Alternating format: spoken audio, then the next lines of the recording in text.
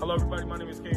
I'm Shani. I'm Bowman. And we're students here at Sunnyside High School. And today our project is the Seal of Civic Engagement, and it's to highlight people's stories who are untold about and under-recognized in our community. We are doing our project on Anna Wish. She is a VP at Sunnyside High School and also the Step Up coordinator for the Step Up program. We would say that she is a friend of ours and her story deserves to be told. I hope you enjoyed this video and learned something from it.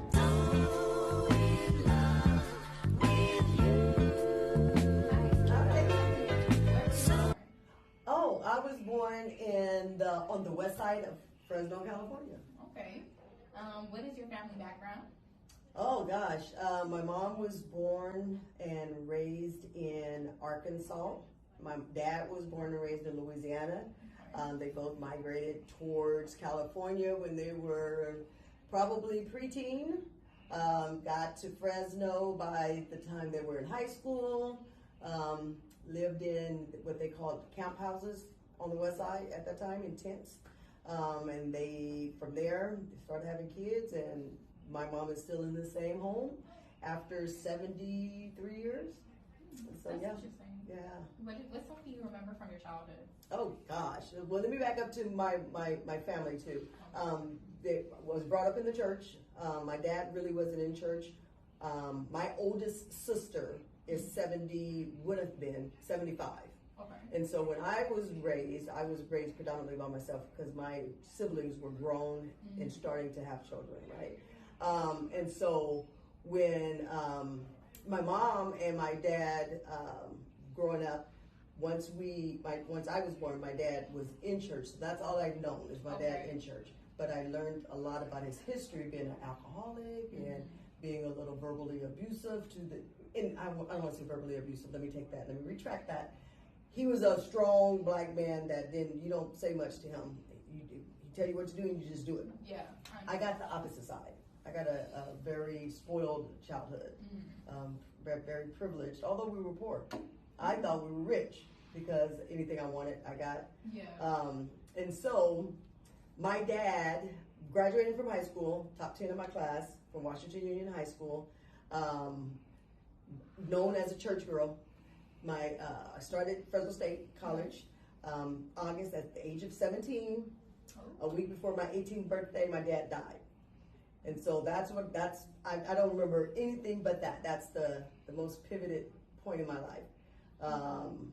Then I started having children. I was very mad at God, if you would. And so I did a lot of things I probably shouldn't have done because I was mad. My dad was supposed to be here. Going through a lot. I was going through a lot. So then having kids, and then at one point, after I had my third child, I was still going to Fresno State. Something kind of snapped me back, and I started living for my kids. And so I think that was the pivot too. I was still young, because I had my kids young. Yeah, I understand.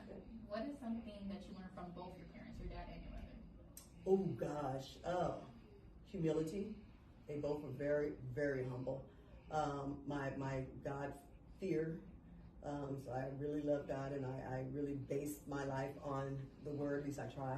Yes, I fall at times, a lot of times. And then I also have learned hard work. My dad, education-wise, my dad couldn't read that well. But he was a hard worker. He worked on a car. He was a mechanic, self-made mechanic. Did lawn, all that stuff. My mom was a teacher's aide, so she worked in the educational field. Okay. And so just working hard. That I don't ask my family for that, and so scratch that. Nothing. I don't ask my family for anything. I work hard for whatever I want. Were you following her steps, like into the educational field? Or? I don't know. That's a good question. A lot of people say that because when I was growing up under my mom and dad, my family used to always say I was going to be a teacher. Yeah. And I used to say, no, I love math, but I didn't want to be a teacher. Yeah. And I've never been a teacher. Okay? Because I couldn't sit there in front of y'all folks and just teach. But I became a counselor. And I think I fell in love with counseling because rest in peace is, her name was Deborah Williams. She was my mentor. So I did my internship under her, and it was the best. And I just fell in love, and I'm like, and I get a month off paid? I got this. What are other interesting details you can include about about yourself that I want to share. Yeah. I have 9 grandbabies Oh. that I love and spoil. I have 3 children. My mom's still alive. She's 95. That's good. Yes. I have 7 siblings. 1 passed away a couple of years ago. So I have 6 still living, and that's a blessing. All in church. Are you the youngest? I'm the baby, yes. My oldest sister would have been 75. She passed away a couple of years ago. And then my youngest sister is 64. What is your job or role here at Sunnyside High School? I'm a CA, and no plan. I'm